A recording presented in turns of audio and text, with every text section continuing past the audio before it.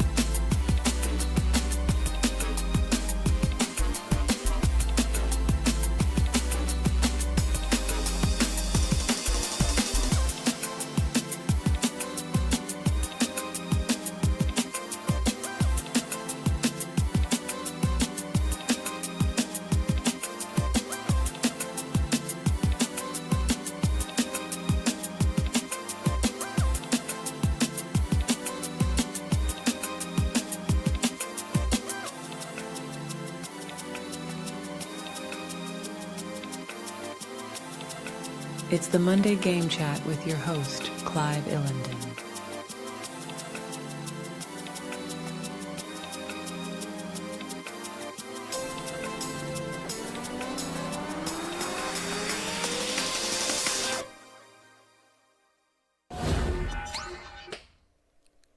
How are you today? Today we're going to be looking at rumours that The Last of Us Part 2 is getting a PlayStation 5 version.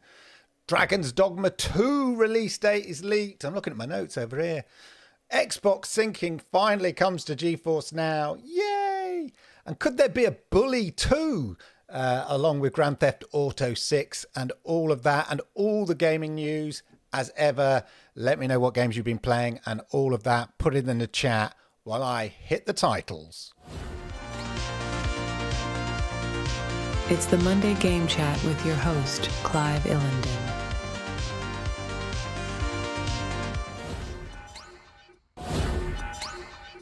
Yokoso, yokoso, yokoso. Arigato gozaimasu. Welcome, welcome, welcome to the Monday Game Chat. I hope you're good. I do. I hope you're good. I hope you are well. As ever, ladies and gentlemen, it's an opportunity to talk all things gaming, yeah, and all the highs and lows of the gaming news this week. So, as ever, let me know what games you've been playing, what games have been taking your fancy, what games you're looking forward to. Any game news that you feel is worth taking a deep dive on. That's what we do on the Monday Game Chat, ladies and gentlemen. And of course, don't forget to hit the likes. Yeah, don't forget to hit them because I like them, YouTube likes them, and it helps people like you find content like this, ladies and gentlemen. And of course, remember, if you're new, hit subscribe. Yeah, there. Hit subscribe, toggle the notification bell, and that way you'll know when I go live with content just like this, ladies and gentlemen. Anyway, as I said, let us know what games you've been playing. I have been playing mostly Starfield. Yeah, and I've talked about it before. It's such a big game, and you sort of, I'm constantly surprised by it, really, in a kind of weird way. I'm still frustrated I can't get to the end bit. I'm not qualified enough yet, even though I joined the Pirates. I did all the pirate stuff. I've done that. And then it feels a bit of a letdown because now I'm doing sort of corporate stuff. But then it's sort of corporate espionage. And that's quite interesting. And there's something very relaxing about, oh, go here, steal this, get that, bring it back, talk to that bloke. If he won't give it to you, do a mission for him. Then you might persuade him, then bring it back over here. And you think, well, actually, that could be quite boring. But there's something I find something quite relaxing just doing these tasks. I like games sometimes where they just sort of tell you, go and do this, go and do that. And there's a little bit of kind of big brain thinking needed here and there, not too much. And you can just sort of sit there, and before you know it, you just think, oh, this won't take long. You kind of get quite involved. That's the nature of Starfield. There's just so many layers within layers, because even when you're doing these things, you go and do a task, and then there becomes an optional task as part, like a subtask as part of that, which is entirely optional. But you feel almost obligated to do it. I certainly do. And then there's sometimes decisions you've got to make as well. Like, do I betray this person? Do I just kill this person? Do I support this person? Do I believe this person? And then that impacts on the whole kind of story and your position. I keep getting arrested because of a slight minor indiscretion earlier in the game, which has caused me problems. And it was an accident. I swear, Gov, it was an accident. I accidentally fired and destroyed a medical ship. It was not my fault. It was just purely a slip of the finger. But anyway, there you go. That's what I've been playing, Starfield, and a little bit of Alan Wake. I find Alan Wake quite intense, and all these jump cuts, and sometimes a little confusing when I'm kind of looking for stuff and trying to find your way, where to go. It can be quite maze-like sometimes in Alan Wake 2. And I guess that's the sort of the puzzle element of it, really. But sometimes there are elements of Alan Wake 2 where the game specifically gets you to go round and round and repeat yourself, which is kind of a bit discombobulating, which maybe is the point of the game, because you just think, am I doing this right? Because I've just gone round here, but actually you sort of have to go round maybe 3 times and sort of repeat yourself, and you're thinking, oh, I must be doing it wrong because I keep repeating myself. But no, that's actually part of the game, which is quite an interesting mechanic. I kind of think it works in Alan Wake 2 because it does sort of, as I said, discombobulate you, kind of does put you slightly off center, which is what the game is meant to do. Anyway, there we go, ladies and gentlemen. That's the games I've been playing mostly this week. Let's have a look. Spadey Boy's been playing new Call of Duty. I haven't played any of the new Call of Duty yet. And new Star Wars Fallen Order game. Yeah, I was just thinking there. I haven't played the new Star Wars Fallen game either. Anyway, good to know, ladies and gentlemen. Good to know. Right, excuse me. Right, the news. Let's dive in with some news. So it seems The Last of Us Part 2 is getting a PlayStation 5 version. So basically an enhanced version. Now, I'm not sure what the PC version is like. I'm assuming there's a PC version. I haven't really checked. But let's go to this article here.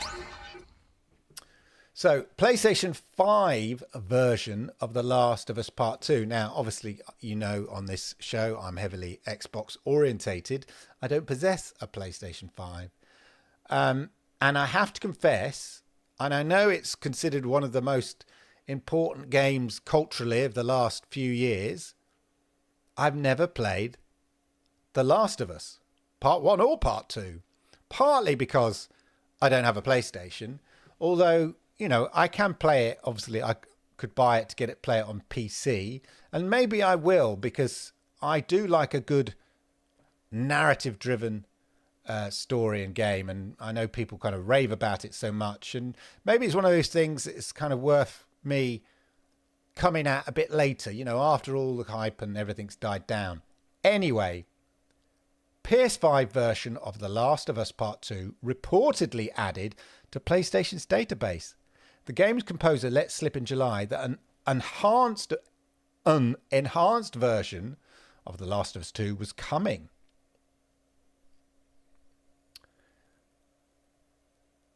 Twitter account, PlayStation Game Size, which has a history of scraping the back end of the PlayStation networks to find out what's been added to it, has suggested that a PlayStation 5 version of the 2020 PS4 game, really, has been added, suggesting a release could be imminent.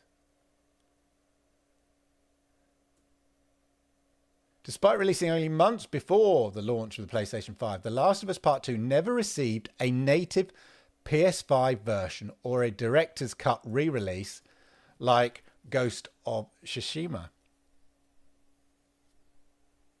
I'd almost forgotten that it wasn't like enhanced for PS5, even though it came out, it came out for the PS5. It wasn't enhanced. It was obviously they'd aimed it specifically at the PlayStation 4.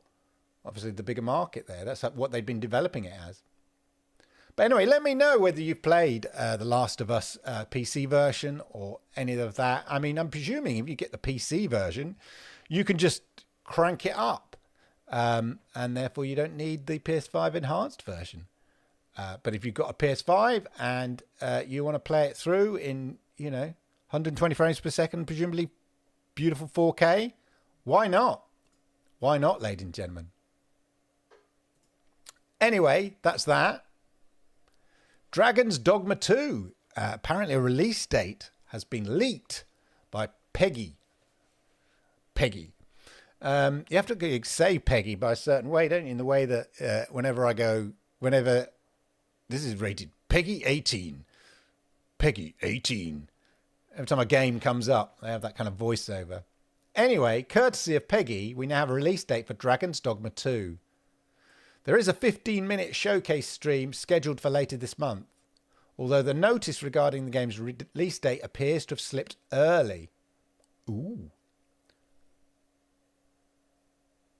So it was revealed on Peggy that the 2012's Dragon Dogma as an 18 as the game nears its release.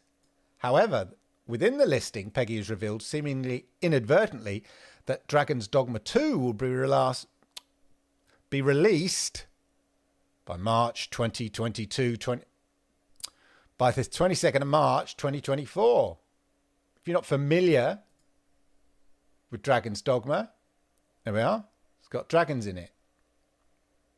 90, dragons, medieval, monsters, fighting. Does that sort of sums it up? Anyway, from Hidekai. Oh, I missed that. Who's it from?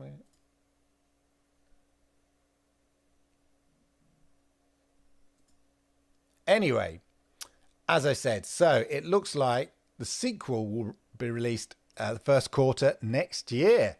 So there we go. Purple Haze is in the house. Hello, Purple Haze. Good to see you. She's been playing Alan Wake 2 and It Takes Two. If they do a sequel to It Takes Two, will it be It Takes Two 2? Don't know. Internet of Games, how are you? Good to see you in the house as ever. Right. Big news really this week for here it is. For Xbox fans and GeForce Now fans is the relationship and the sort of the promised integration of the Xbox library with GeForce Now is moving on nicely. Remember, we had to wait a long time to get the first Xbox games from the time they announced it, back in May or something. I think it was about June or July or even later when we started getting the Xbox games on GeForce Now. And but then the libraries didn't sync. You still have that awkward and annoying signing every time. You have to sign in afresh, which is one of the things I kind of never really liked about GeForce Now in its sort of early days. But they really worked hard to facilitate automatic sign-in, whether it's with Steam, Epic Games Store, Ubisoft Now, and all of that. And that seemingly small thing really enhances the experience of GeForce Now, where you just, you click on a game you own in one of these libraries and you're in. You don't have to sign in or anything like that. And it's all about making that experience feel like a platform, feel like a console experience. You just click and play. That's what you want to do. Certainly, that's how I like to play. I don't want to be wasting time signing in all the time and all that. And it depends what device I'm on. And if you're on the, playing via my TV with a controller, then signing in can be a pain in the butt because you're having to use your, controller to use the keyboard. I mean, although I've got a Bluetooth keyboard connected to my TV for just such occasions. Point is, terrible, boring, having to sign in all the time. Anyway, Xbox syncing update begins rolling out on Nvidia GeForce Now. Should be rolled out. They started rolling out on Thursday. I got it Thursday evening in the UK time. And sure enough, all my games now, the good thing about it is all my games, or all the games available to me, sort of sit in my library, all nicely synced. So all those Xbox Game Pass games and stuff like that, all in the library, nice and synced. Love it. Now, what was slightly confusing, and I was guilty of it too, is the assumption that just like Epic Game Store here, automatic sign-in for Fortnite only, it says. Steam, automatic sign-in. It says not supported. They are supported. The assumption was that we'd get that for Xbox, although it does clearly say in the sort of demo picture that they've got here, not supported. But equally, it says not supported for Steam and not supported for Epic Game Store. But supported for Ubisoft, which is kind of interesting. So it wasn't that. So we still have the annoying sign in to Xbox, which is annoying. But I understand, I have on good authority that they're working on it. And, as they have been working on trying to, get this integration more seamless with Xbox. Now it's a sort of a permanent part of GeForce Now and game syncing and all of that. And, it's a step forward in the right direction. Still, it's interesting, though, about GeForce Now.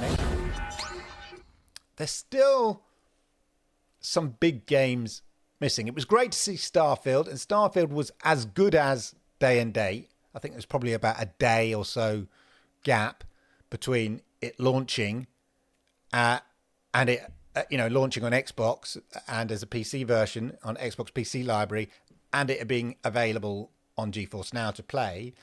And that was a great sign. And every week there's like a whole handful of Xbox Game Pass titles added to the library on GeForce Now. And yet, despite all of that,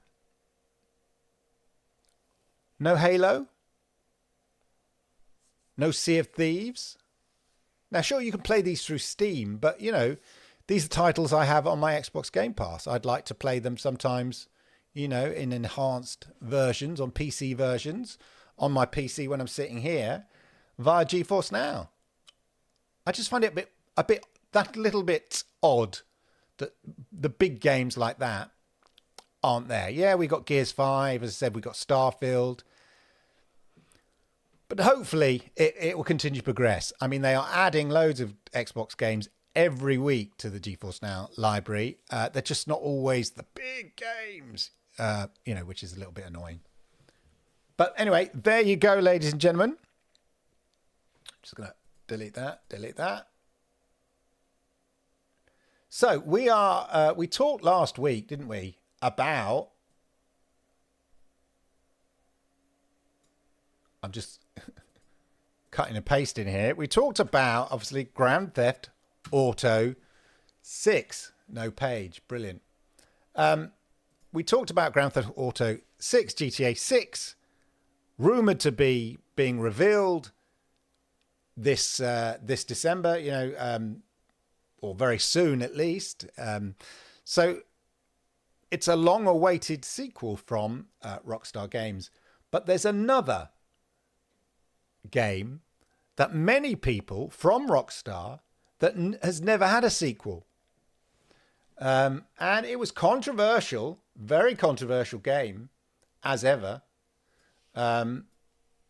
And would it work? Would it be acceptable today? Would it work today? That is the big question. And what am I talking about, ladies and gentlemen? I'm talking about Bully 2. Who remembers Bully 2? It was a controversial game because you play the role of a bully. Not a nice character, ultimately. A program database file. There he is, the headmaster giving the bully. I remember a little sort of cropped skinhead kid. A program database file for the Grand Theft Auto 5 has reportedly leaked, shedding light on some seemingly scrapped plans. So scrapped, it seems. The file includes a text string which contains a reference to Bully 2, alongside other titles such as GTA 4, Midnight Club's Los Angeles, Midnight Club, and Red Dead Redemption 2. It also notes the file makes reference to Trevor with a jetpack, which he says is evidence that a story DLC planned for the game was abandoned and reworked. And then we've got down here all the kind of leaks that they've got. Another tweet user points out the database has numerous reference to CNC, which is meant to be a cops and crooks mode for GTA Online missions. Interesting. It's understood. So back in 2019, Bully 2 was in development at Rockstar New England, but that development fizzled out after around 18 months. It's understood the studio spent more than a year working on the sequel to 2006 fan favourite Bully in the 2010s, going so far as to create a playable build with a basic open world gameplay.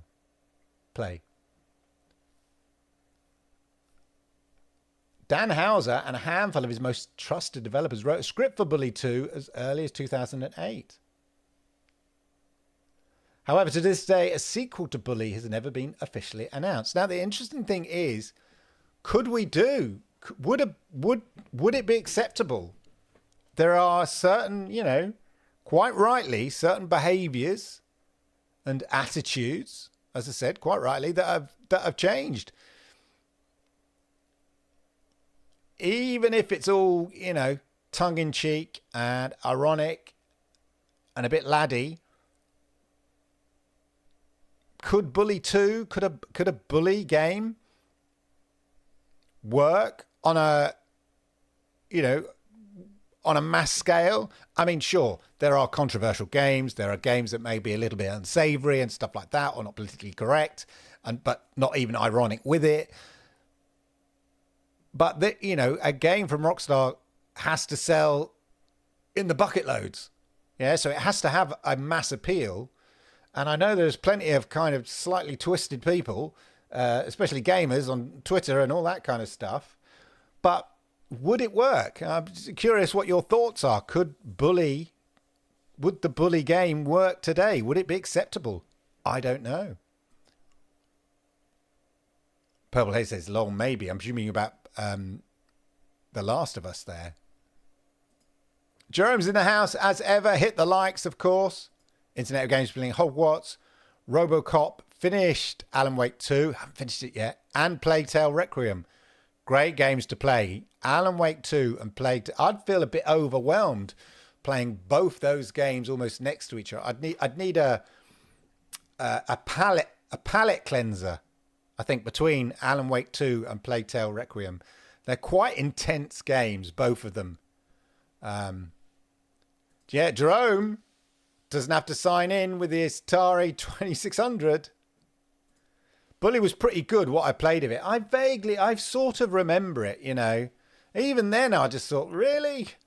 But I know there's a sort of appeal for that sort of thing. But yeah, even at the time, I thought, really? Back in 2010.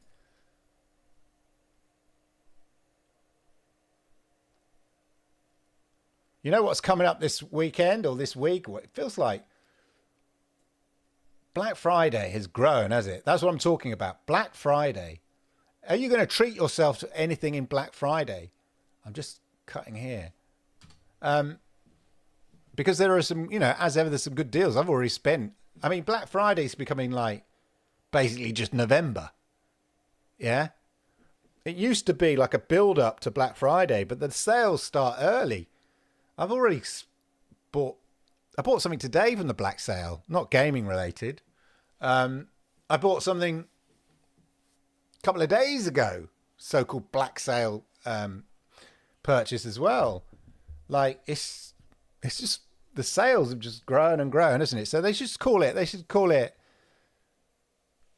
Black November or something like that. Not just Black Friday sales, Black November sales, because it's the whole of November as far as I'm concerned. Anyway, there's some cracking deals going out there, and I'm tempted even to get another monitor. I don't need one, but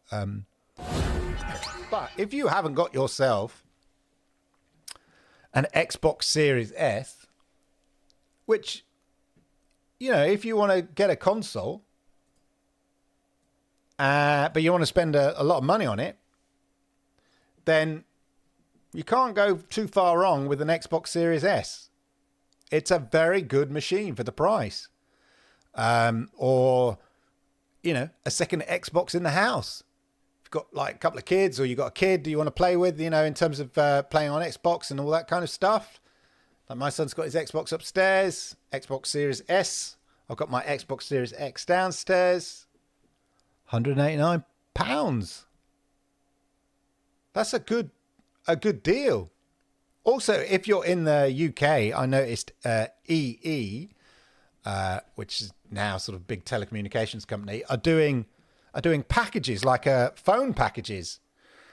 But instead of phones, you can get yourself like a broadband account, comes with an Xbox, comes with Xbox Game Pass, all for a monthly fee, all bundled in.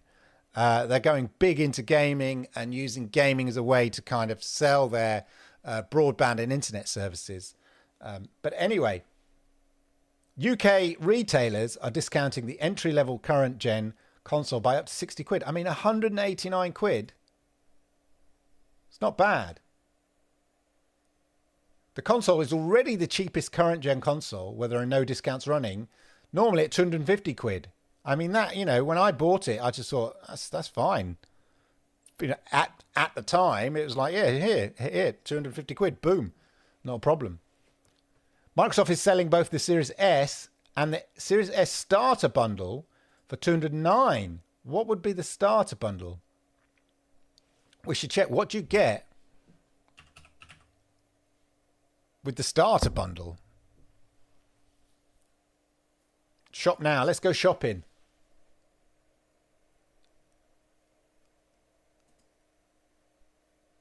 The starter bundle. Here we are. Oh, they've dropped it down. So, not £209. They've dropped it down to £199. That sweet spot just below the 200. Ah, I see. Comes with your 3 months Game Pass Ultimate. That's not a bad bundle. Yeah? If you haven't got little Johnny or little Jenny, whoever it is, an Xbox or a Christmas present, and you're feeling, they want a console to be playing Fortnite with their mateys, not a bad bundle. And if you want to know, or if you, as I said, if you want a secondary Xbox in the house, remember, you can always watch my video on how to share your Xbox Game Pass across 2 consoles. Which still, 250,000 views it's had. Still get comments every day almost. People going, am I doing it right? Or, oh, you're a lifesaver, mate. This is brilliant. This has stopped so many arguments in my house. Because Microsoft don't tell you how to do it. But I do. You check out my video. Why have I frozen? Anyway. My camera's frozen. We'll see what happens there. Oh, it's my camera. I'm just going to switch my camera off.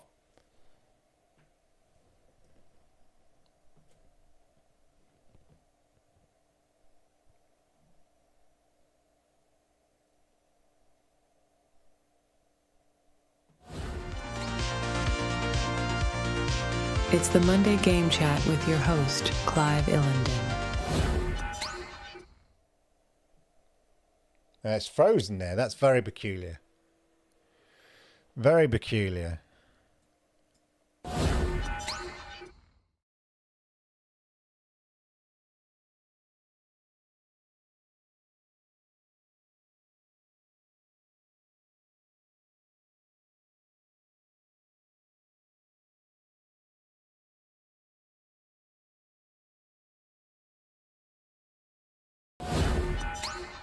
We seem to have frozen, and I don't know why, but you can still hear me. So we'll just go to the news and carry on with the news, ladies and gentlemen. I'll just take the camera out. Everyone's frozen.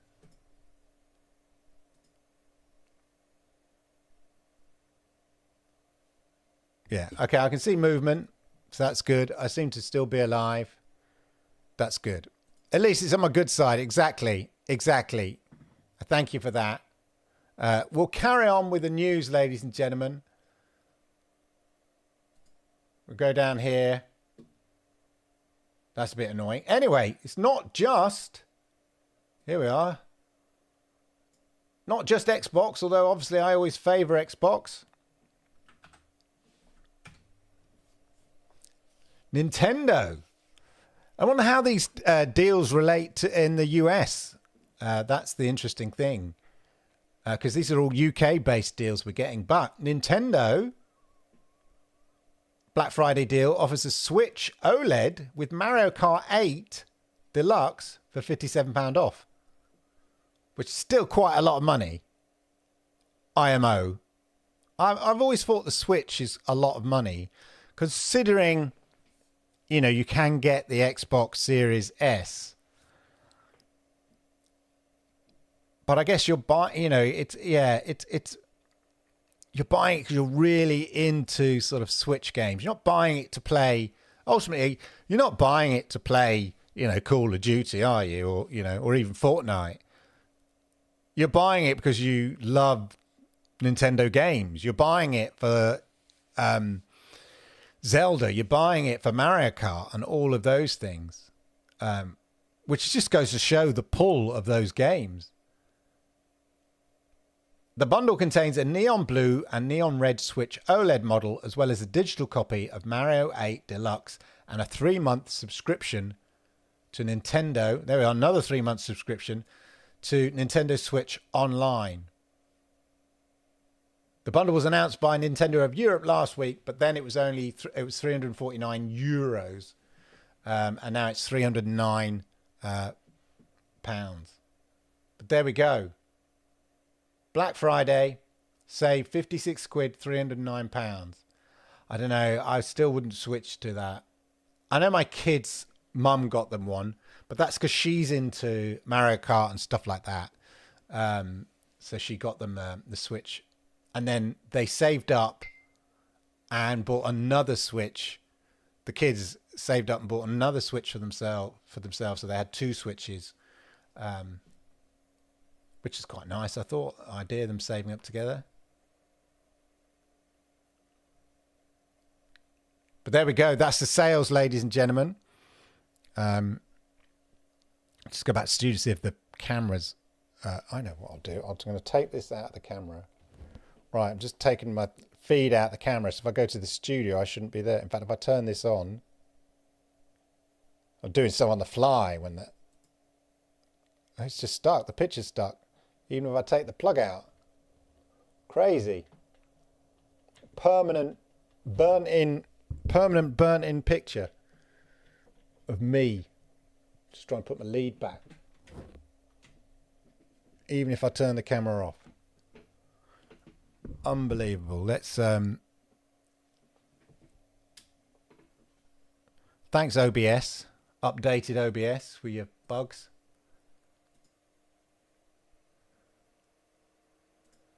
Go live video shoot. Focus. I bet it's still Yeah, no, look, see, I'm frozen, I'm frozen in time, even though my camera's live. That's a OBS bug, annoyingly, to the studio, ladies and gentlemen. Right.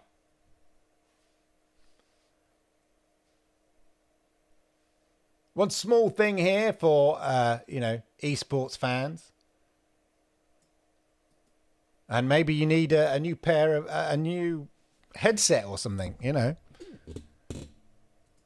But SteelSeries FaZe Up. My son used to be into FaZe. I remember, when he was younger. It's funny how, when he was younger, when he was like 10 or whatever, and they'd all give themselves FaZe names, He'd change their Xbox gamer tag. I used to hate that as kids. Not, he was always changing his gamer tag. And it used to cost £7 every time. The first couple of times it's free on Xbox. And then you change your gamer tag. And, you have to pay for it. And you go, oh, I want to change my gamer tag. I don't like, Sweet Little Tortoise or whatever it was, or Oski Bot, what it used to be. He wanted a cool one, so it'd be XX FaZe Pants or whatever, Then he changed it again to some Japanese name and something like that. And I just like, stick with the name. It's like football. Stick with a team when you're a kid. Stick with the team. Once you've made that decision, stick with it. Yeah. Think about the name you're gonna use. I have been Lord Kensal of gaming. Lord Kensal Gaming has been my tag since I started. Since you had to have a sort of a gamer tag. Never used to always have a gamer tag, but since you've had to have a gamer tag or been online and stuff like that to be recognised, Lord Kensal, stuck with it through and through, made it my own. Anyway, SteelSeries FaZe Up. I do like SteelSeries, although in fact I say I've got a pair of SteelSeries, but then in fairness, I'm just looking here at my headsets. I've got SteelSeries, Razer, and Logitech Pro. So I've got them all. I've got them all, mate. I've got them all. Anyway. Oh, I didn't mean to close that one now. Let's see what you've been saying here. Nintendo is special. They are indeed. The Starfield DLS patch is now out of beta and live. So good to see it arrive on GFN. It's transformational to the game's appearance and performance. I can't wait. I can't wait. As I said, I mean, it's wrong to compare it graphically with something like, or is it Alan Wake 2? But the characters, as I said, they don't always look you in the eye. They don't follow you around if you move. The acting, the acting seems all right, but when I say acting, I don't mean the voiceover actors, but I mean the character animation acting feels a bit stiff. And feels like a game, like a computer game. You feel like you're playing a computer game.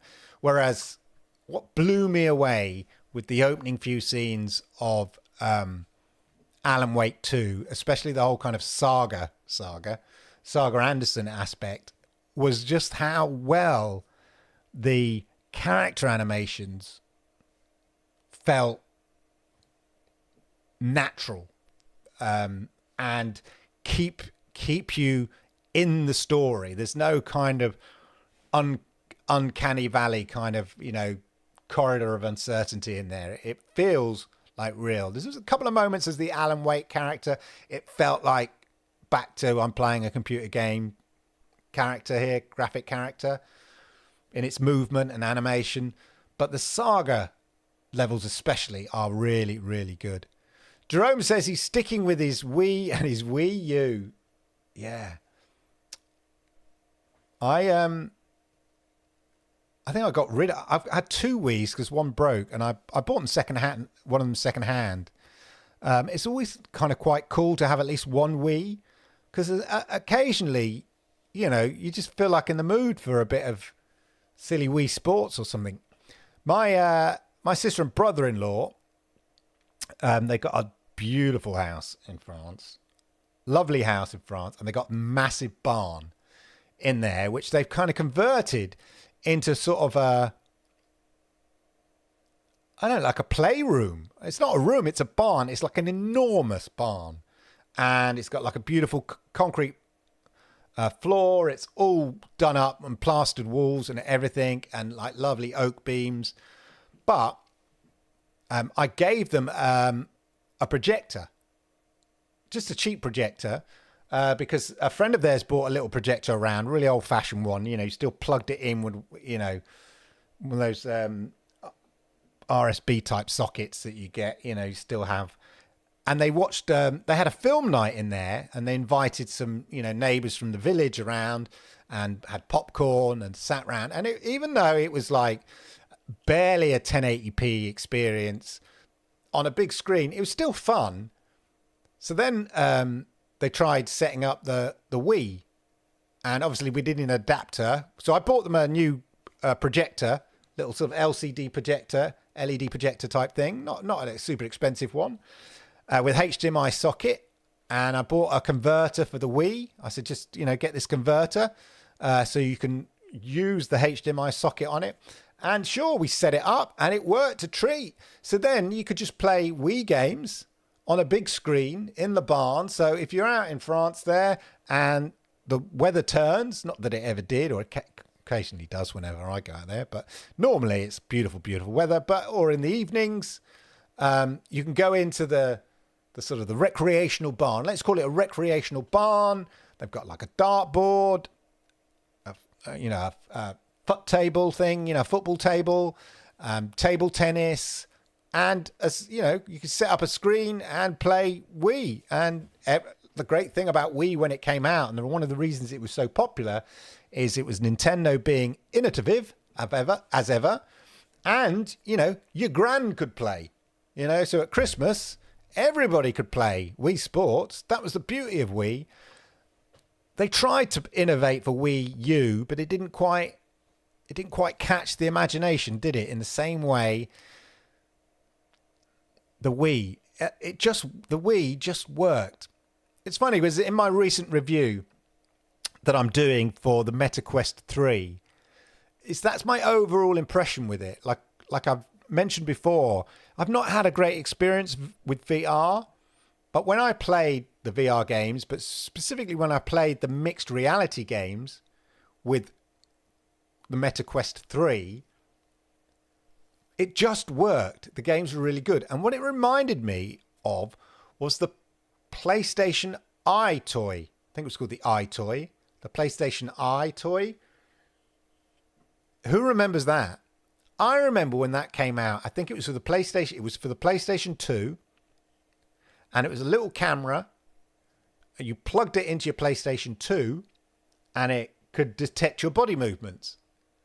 And so Sony of London, in-house Sony, developed a series of really sort of quirky, fun games in the same way that Nintendo Wii Sports are very, you know, Nintendo and quirky. It was great they got Sony London to do it because they had a real like eye for the slight sort of cheeky, slightly ironic but fun animation style and stuff like that. And there was like a silly karate game in there and things like that.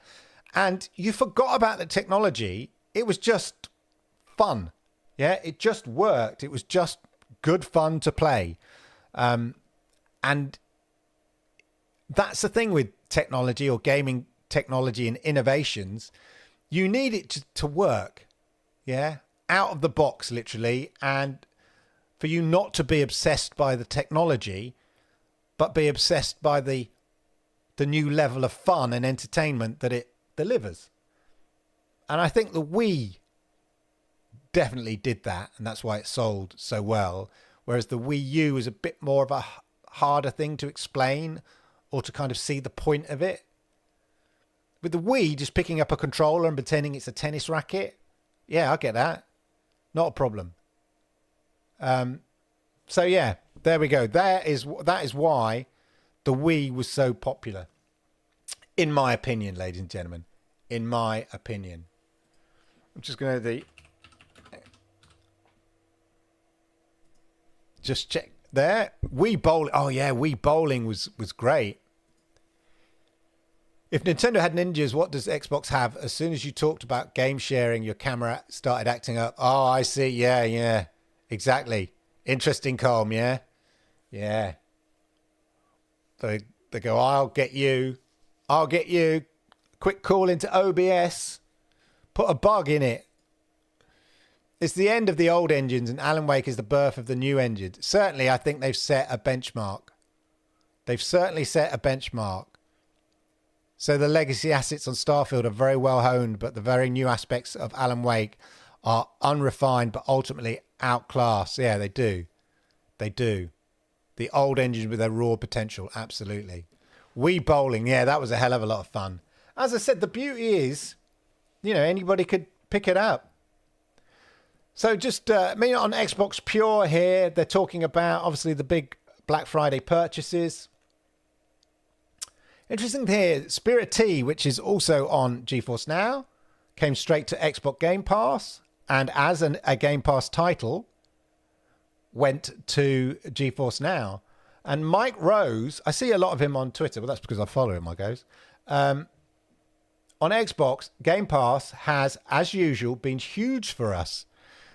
For indies, Game Pass can be a real boon.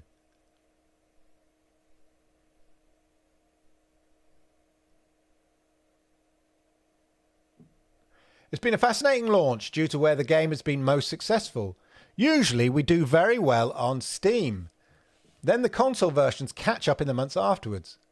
For Spirity, Steam was our weakest platform, with Xbox and Switch accounting for 80% of the revenue. So it looks like a sort of Switch type game. So Spirity is you run a kind of a bathhouse for spirits, which is kind of a bit weird. But there we go. But it's got a kind of that kind of Nintendo, slightly retro, almost Game Boy style aesthetic to it.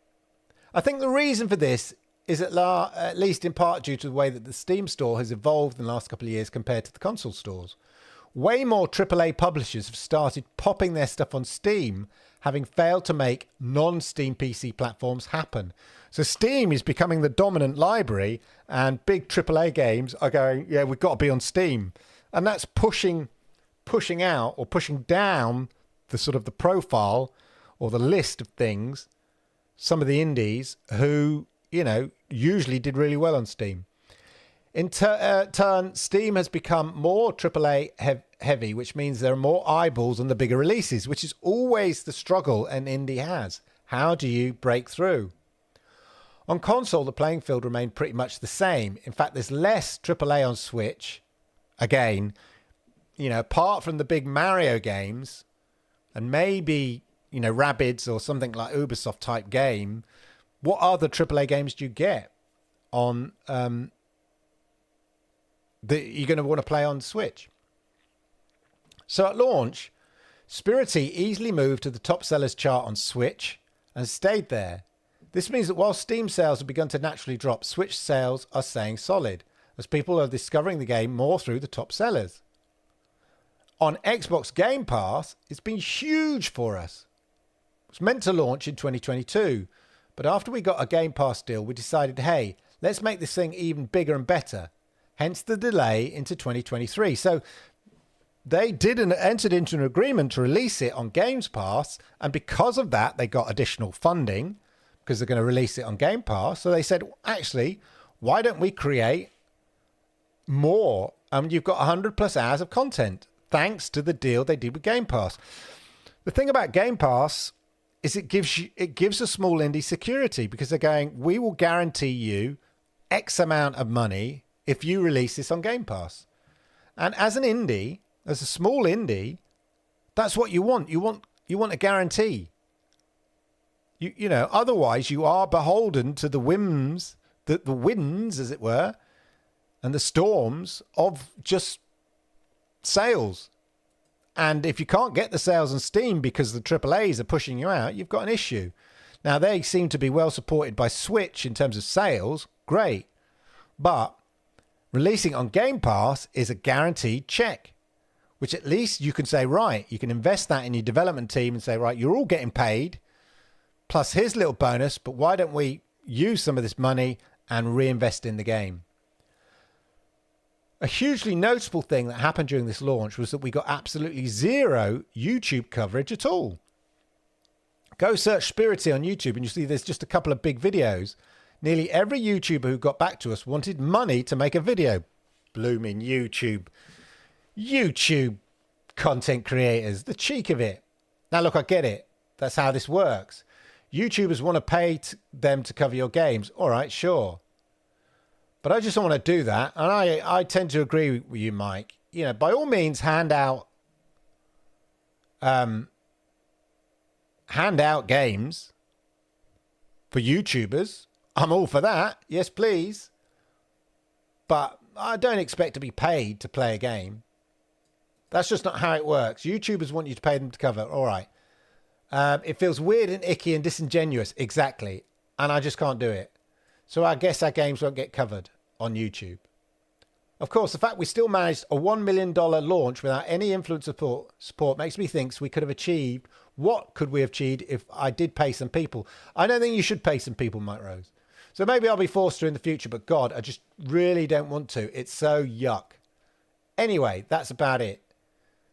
Strong Switch sales, great Game Pass deal, immediately profitable. Get in. And the future is secured for the game, which means it'll get updated for a long time to come. So there we go. A happy, independent game release, thanks to the deal they did with Xbox Game Pass and thanks to Switch. So there we go. Very interesting. A nice insight. I still quite enjoy where occasionally you just get insight from sort of launching on Stadia. You know, some games didn't get the profile because they would get lost on other platforms, but a release on Stadia got a lot of enthusiasm because it, like when we were all playing Stadia back in the day, every game that came out, given there was, you know, as it turns out, sort of a bit of a, you know, arguably a sparsity to these games, and we just loved playing on Stadia. We'd play anything, and with, you know, the Stadia sub, I virtually played every game that came out. At least it gave it a go. So if you were a small indie, then you might get the attention that you wouldn't necessarily get trying to battle with the sales of other games on Steam or stuff like that. You know, Stadia subscription gave certain games a profile, and that's true of Spirity getting a Game Pass launch. And of course, the other thing is that, you know, it gets mentioned also in GeForce Now because it's available on GeForce Now this week because it's an Xbox Game Pass launch. So double whammy there.